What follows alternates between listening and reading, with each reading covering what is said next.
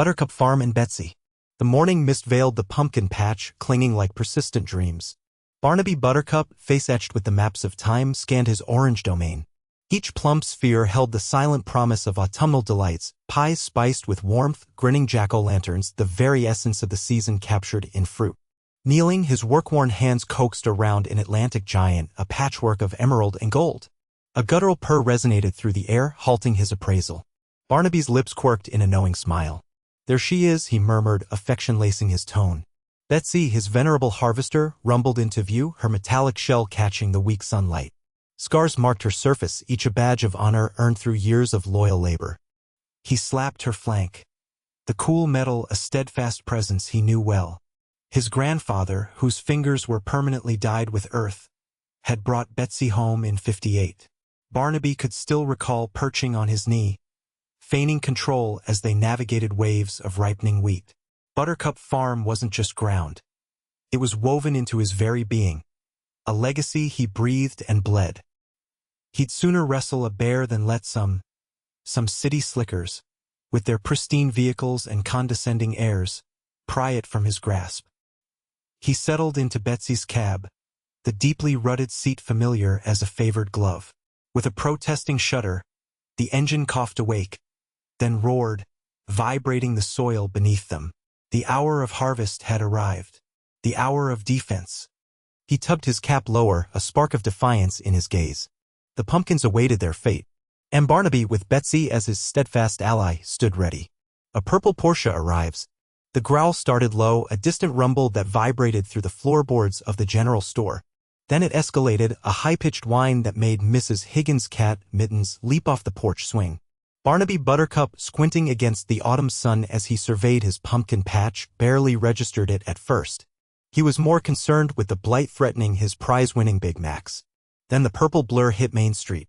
A Porsche, the kind that cost more than his entire combine harvester, screeched past, its low chassis spitting gravel onto the neatly swept sidewalks. Head swiveled. Conversations died. Even Sheriff Brody paused mid-donut. City Lady Mabel murmured, fanning herself with a church bulletin. "Bet she's the one bought the old Hawthorne place." The Porsche, now a shrinking speck of violet, turned sharply onto the dirt road leading out of town. A plume of dust billowed behind it, settling like a disapproving sigh over the freshly painted houses. Barnaby watched it go, a knot forming in his stomach. The Hawthorne place had been empty for years, a haven for deer and wildflowers. Now, the Porsche skidded to a halt in front of the newly renovated farmhouse. Karen Kensington emerged, sunglasses perched on her nose, and surveyed her domain. The rolling fields, the ancient oak tree, the quaint barn, her lip curled. "Quaint," she muttered, the word dripping with disdain. It was going to need work. A lot of work. And a very large fence. Blocked barn doors. Barnaby's boots crunched on the gravel as he rounded the corner of the barn, the crisp morning air doing little to soothe his rising anxiety. He needed to get Betsy out, the pumpkins wouldn't wait forever. The early frost warnings were growing more insistent. But what he saw stopped him dead. A gleaming, cherry-red Porsche, low and arrogant, sat directly in front of the barn doors. Karen Kensington's Porsche. A wave of heat rushed to Barnaby's face. He tried the barn doors anyway, heaving against the heavy oak. They wouldn't budge, pinned tight by the expensive metal. He circled the car, peering into the tinted windows. Empty. He slammed a fist against the cool, smooth hood. Nothing. Barnaby swore under his breath, a low rumble that echoed in the stillness of the morning. He considered his options, each more ridiculous than the last. Could he lift the thing? No. Could he? No, absolutely not. He glanced towards the pumpkin patch, the orange orbs glowing vibrantly against the fading green of the vines. They were ripening fast, their smooth skins taut, begging to be harvested. He imagined them rotting, one by one, a squishy orange plague. The sun climbed higher, casting long shadows across the yard. Barnaby felt a knot tighten in his stomach. He needed to find Karen. Now. Polite requests and city sass. Barnaby cleared his throat, the afternoon sun glinting off the sweat on his brow. He approached the gleaming, cherry-red Porsche with trepidation. Its sheer audacity, parked squarely in front of the barn doors, felt like a personal affront to every pumpkin patiently ripening in his field. He knocked gently on the driver's side window, though it was clear no one was inside. A woman emerged from the farmhouse, sunglasses perched on her nose, a small, yappy dog straining at its rhinestone leash. "Yes," she drawled, her voice dripping with a bored disdain that made Barnaby's stomach churn. "Excuse me, ma'am," Barnaby began, trying to maintain his polite demeanor. "But your car is blocking the entrance to my barn. I'd be ever so grateful if you could move it." The woman scoffed, adjusting her designer handbag on her shoulder. "Really? Well, I'm waiting for someone. It'll only be a minute." She didn't even glance at the barn, her gaze fixed on some distant point in the field, likely finding fault with the untamed wildflowers. "A minute can be a long time when you've got a load of gourds needing to get inside before sundown," Barnaby countered, his voice hardening slightly. "And there's plenty of space further down the lane." He pointed, his finger trembling almost imperceptibly. "Look, I don't have time for this," she snapped, her voice rising in pitch. "I'll move it when I'm good and ready. Besides," she added with a dismissive wave of her hand, "it's just a barn. What's the big deal?" Barnaby felt a surge of anger, hot and unfamiliar, rising in his chest. The scent of manure and damp earth suddenly felt like a personal insult thrown back in his face by this pampered city woman.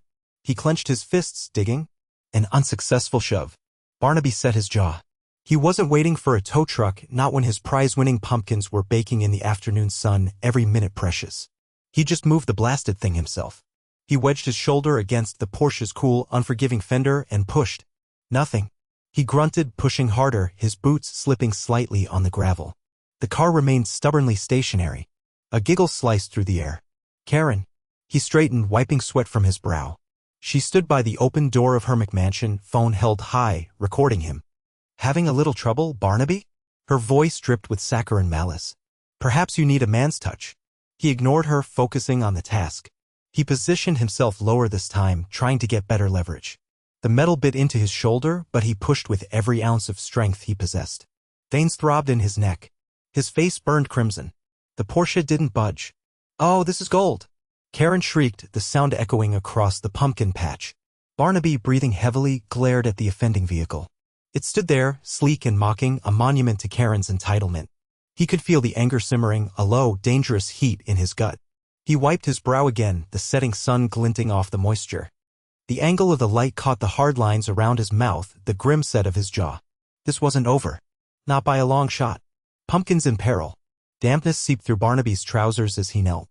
The pumpkin yielded too easily under his fingers, like a bruised peach. Instead of the rich, loamy scent he anticipated, a cloying sweetness, almost sickening, wafted up from the decaying gourd. He examined another, and then another, each one a ruin of its former glory. A knot of apprehension tightened in his chest. This wasn't localized spoilage, it was a plague. His grandfather's voice, laced with the unmistakable Dorset accent, seemed to resonate in the air. "Patience, Barnaby, patience is key. Let the frost get 'em and they're ruined. Pick 'em too soon and they're tasteless." He pictured the old man's weathered hands, tapping each pumpkin with practiced ease, listening for the telltale hollow sound. Barnaby had always adhered to that wisdom, prioritizing caution. Where had he faltered? He hurried back to the farmhouse, grabbing the accounts ledger usually maintained by his wife. Lines of figures blurred before him, fertilizer, seeds, labor. He calculated the projected harvest based on past performance, then savagely halved it and halved it again. The potential deficit was immense, enough to cripple him financially, enough to threaten the very existence of the farm. He glared at the columns of numbers, the burden of his heritage and his own aspirations crushing him.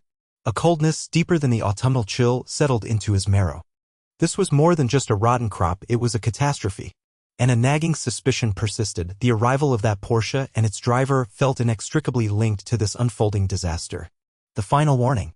Barnaby stood before the Porsche, the morning sun glinting off its arrogant chrome.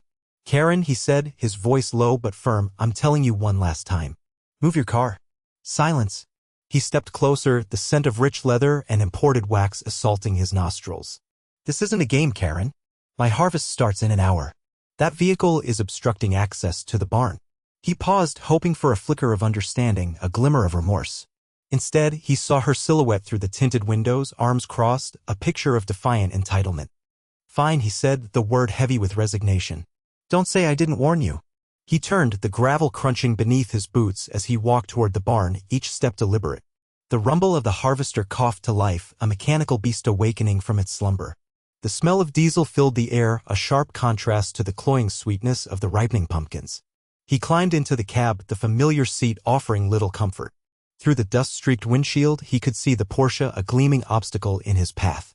He gripped the steering wheel, his knuckles white. This wasn't about pumpkins anymore, it was about respect, about principle, about not letting someone trample all over everything he'd worked for. He closed his eyes for a moment, picturing his grandfather, his calloused hands guiding him through his first harvest. A memory of simpler times of honest work and quiet dignity. Barnaby opened his eyes, his gaze hardening. He revved the engine, the roar echoing across the pumpkin patch, a final, desperate plea. The Porsche remained stubbornly still. He shifted into gear. Betsy's revenge. Barnaby's jaw was set so tight he could feel the ache in his temples. He clambered up the ladder and into Betsy's cab, the familiar scent of oil and sun-baked metal strangely comforting. He adjusted the seat, his calloused hands finding their places on the well-worn levers. He reached for the ignition. "Time to earn your keep, old girl," he muttered, turning the key. The engine coughed, sputtered, then roared to life, shaking the entire machine. Barnaby gripped the steering wheel, his knuckles white. He engaged the gears, the harvester shuddering forward with a groan. Slowly, painstakingly, he maneuvered Betsy out of the barn, the massive wheels churning the earth. He lined her up. The Porsche, gleaming arrogantly under the afternoon sun, seemed to mock him. Barnaby swallowed, a knot forming in his stomach. This wasn't personal, he told himself. This was about principle. About access. About pumpkins. He pushed the throttle forward. Betsy lumbered towards her target, a behemoth answering a challenge. The distance closed. 5 feet. 3. 1. Then the screech of metal against metal, followed by a glorious, satisfying crunch. The world seemed to hold its breath for a moment. Barnaby cut the engine. Silence descended, broken only by the gentle ticking of cooling metal and the faint chirping of crickets in the field. He sat there for a long moment, the smell of crushed fiberglass and regret mixing with the earthy scent of the harvest. He had a pumpkin patch to save. Harvest time. Barnaby worried, his lip raw, the crisp autumn air offered little comfort. A restless night spent picturing Karen's Porsche still plastered across his barn doors had left him on edge. Harvest day, and nothing, not even a Kensington, would impede him. Bess, his trusty harvester, sputtered to life, its engine a guttural growl that dared to challenge the morning quiet. The heady aroma of ripe pumpkin permeated everything as he lumbered toward the patch. His spirits plummeting at the sight of the Porsche. A chrome taunt in the rising sun. A sudden shriek sliced through the air. Karen stood transfixed, hands fluttering around her impeccable hairdo. "You wouldn't. You couldn't possibly," she howled, her disbelief ringing clear. Barnaby pressed on, engaging the harvester. The behemoth roared to life, its colossal wheels beginning to turn. A jolt of satisfaction surged through him as the first pumpkin, an orange leviathan, tumbled onto the conveyor belt. "Stop! I demand you stop!"